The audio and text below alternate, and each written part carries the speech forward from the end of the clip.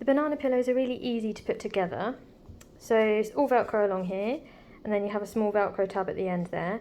You just need to make sure that it's on the narrowest setting unless you've got quite a big baby.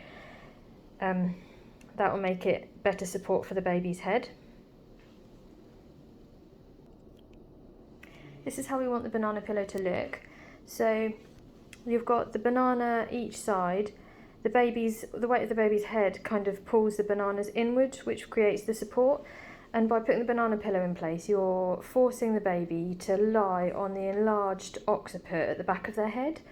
When you don't have the banana pillow in place, if this baby has scaphocephaly, so a narrow face and enlarged occiput, their heads tend to flop over to either side.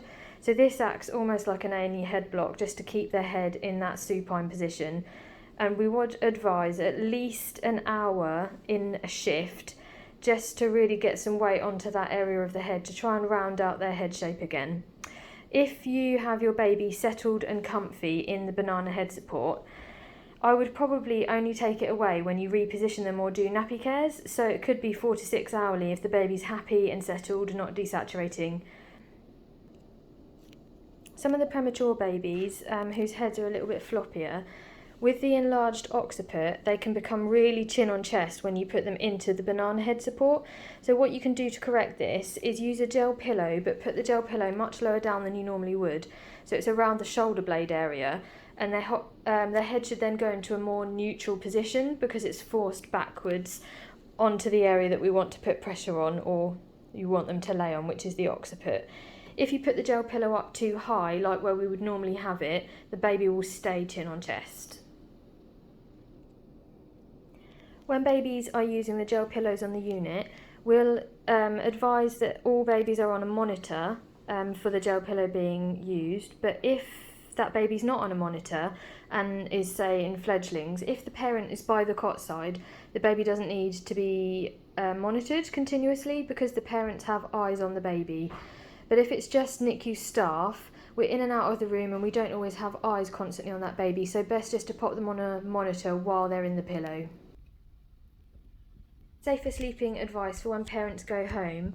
They'll take the banana pillow with them, it's one per patient, and we'll still advise parents, if it's needed, to use the banana pillow, but only when they've got direct eyes contact with the baby, and wouldn't advise them to have the gel pillow in if they're in and out of the room, just like we would say on the unit, just because it creates a suffocation risk. If the baby were to be able to turn their head into the side of the banana and not get themselves free, it could create a risk. If your baby is comfortable and settled in the gel pillow, it's very safe to feed while in this position. The baby is supine, which we know is a safe tube feeding position. Unless your baby needs to come out for bottle feeds, of course you'll get rid of the pillow, but tube feeding should be absolutely fine. The only thing you need to be aware of is keep a close eye on the baby. If the baby starts to gag or show signs that it's trying to vomit and can't clear its airway, then you just need to whip out the side of the banana and roll that baby onto the side, just as you normally would in any episode of choking. If your patient is particularly prone to vomiting or has reflux, you could always cover over the gel pillow with a muzzy just before putting the baby onto it, just to protect the pillow and keep it cleaner.